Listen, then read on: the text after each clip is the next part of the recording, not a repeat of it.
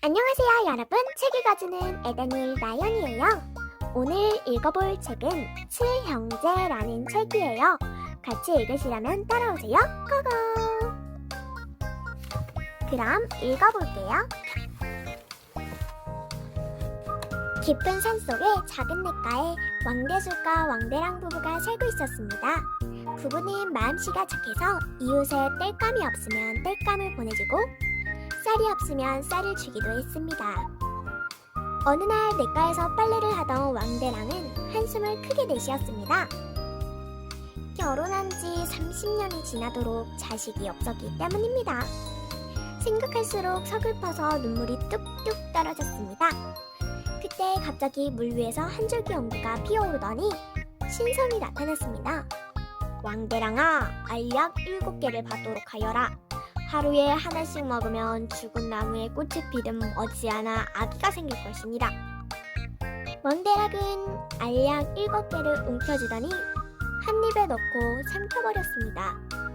왕대랑의 배는 하루가 다르게 불려오기 시작했습니다. 봄이 지나고 가을이 되자 7쌍둥이를 낳았습니다. 모두 남자아이였습니다. 가을이 지나고 다시 봄화했을 때 칠형제는 모두 튼튼하게 자라 있었습니다. 칠형제는 생김새며 목소리가 다 똑같았습니다.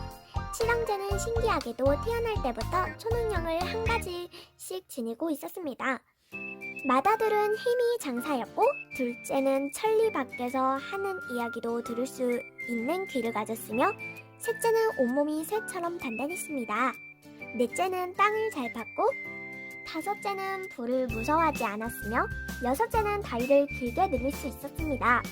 그리고 막내는 무엇이든지 끝없이 먹어치울 수 있었습니다.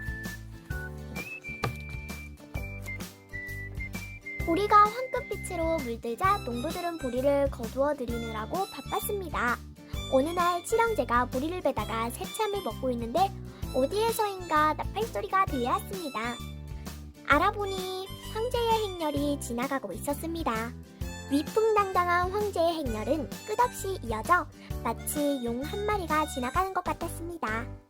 앞을 쳐다보면 끝이 보이지 않고 끝을 바라보면 앞을 볼 수가 없었습니다. 황제의 행렬이 산 밑을 지날 때 갑자기 커다란 바위가 굴러떨어지기 시작했습니다.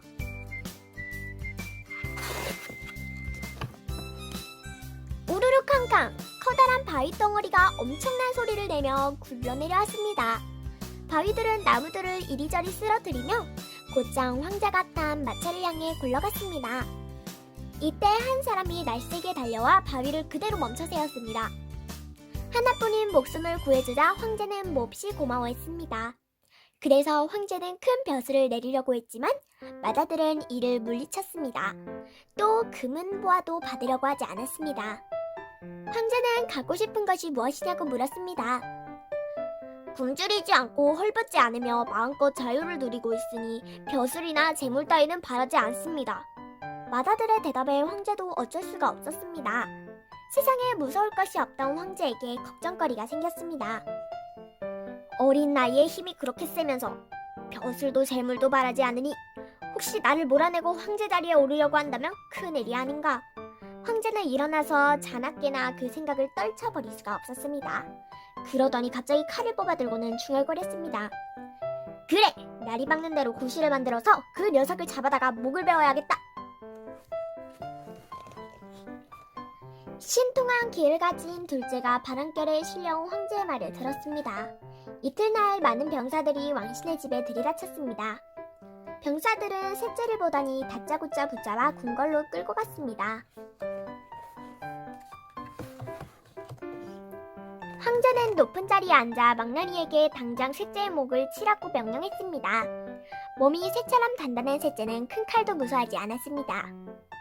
큰 칼로 10번도 넘게 내리쳤지만 망나니의 팔만 아플 뿐이었습니다.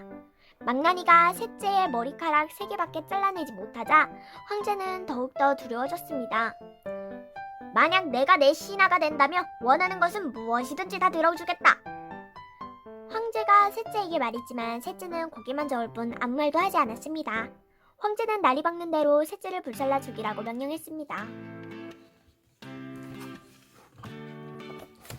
하늘에는 달빛이 밝고 땅 위에는 이슬이 차가웠습니다.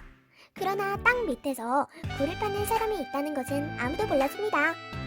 두더지처럼 땅을 잘 파는 넷째는 다섯째와 함께 성문 밑을 지나 셋째가 갇힌 감옥에 이르렀습니다.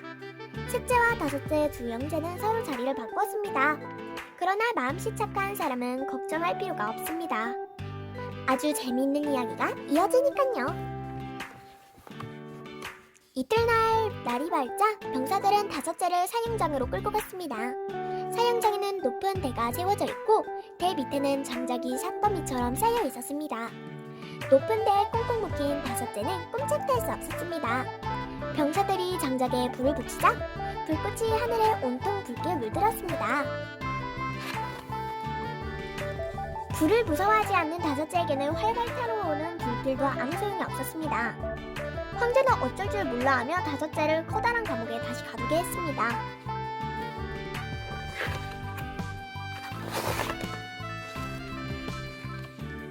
감옥에 갇힌 다섯째는 잠꼬대하는 척하며 중얼거렸습니다. 큰 칼도 뜨거운 불도 무섭지 않지만 높은 곳에서 떨어지는 것은 정말 무서워. 아무도 이 사실을 몰라서 정말 다행이야. 만약 알게 되면 어떻게 하지? 옥사쟁이가 이 말을 엿듣고 곧장 황제에게 일러바쳤습니다. 황제는 손뼉을 치며 기뻐했습니다. 이튿날 다섯째는 높은 낭떠러지로 끌려갔습니다. 황제는 곧 다섯째를 떨어뜨려 죽이라고 명령했습니다.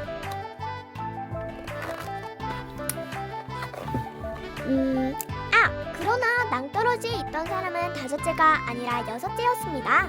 다리를 길게 늘릴 수 있는 여섯째가 두 다리를 쭉 뻗어 가볍게 뛰어내리자 키가 3보다 더 컸습니다. 여섯째는 긴 다리로 두세 걸음 만에 집으로 돌아왔습니다. 황제는 병사들을 이끌고 죽을 둥 살 둥 여섯째를 쫓아왔습니다. 여섯째를 쫓아오다가 일곱째를 만난 황제는 일곱째를 붙들어줍니다. 나를 바다에 던져 버리지만 않는다면 얌전하게 말을 마치기도 전에 일곱째는 꽁꽁 묶여 배에 실렸습니다. 황제는 직접 배를 타고 바다로 나가 일곱째를 바다에 던져버렸습니다. 바람도 없고 물결도 잔잔해 바다는 아주 고요했습니다. 어떤 소리도 들리지 않고 작은 움직임도 볼 수 없었습니다. 황제는 기뻐하며 이번에야말로 일곱째가 죽은 것이라고 생각했습니다. 그런데 갑자기 쾅 소리가 나더니 배가 암초에 걸리고 말았습니다. 어찌된 일인지 바닷물이 줄어들고 있었던 것입니다. 알아보니 일곱째가 입을 크게 벌리고 바닷물을 마시고 있었습니다. 일곱째는 바닷물을 단숨에 다 마셔버렸습니다. 일곱째는 바닷가 언덕으로 올랐습니다. 몸을 돌려 입을 크게 벌리자 바닷물이 마치 거대한 용처럼 꿈틀거리며 배를 향해 곧장 달려들었습니다. 산더미 같은 파도에 부딪힌 배는 바닷물에 잠겼다 떠올렸다 하였습니다. 얼마 지나지 않아 배는 흔적도 없이 사라지고 바다에는 파도만 출렁이고 있었습니다. 황제와 배는 파도에 휩쓸려 어디로 사라진 것일까요? 아무도 아는 사람이 없습니다. 태양은 바닷물을 금빛으로 물들었습니다. 금빛 수평선이 바다 한가운데에 해안까지 이어져 있었습니다. 칠형제는 한마음으로 뭉쳐 말없이 해를 바라보면서 시원한 바닷바람을 쐬고 있었습니다.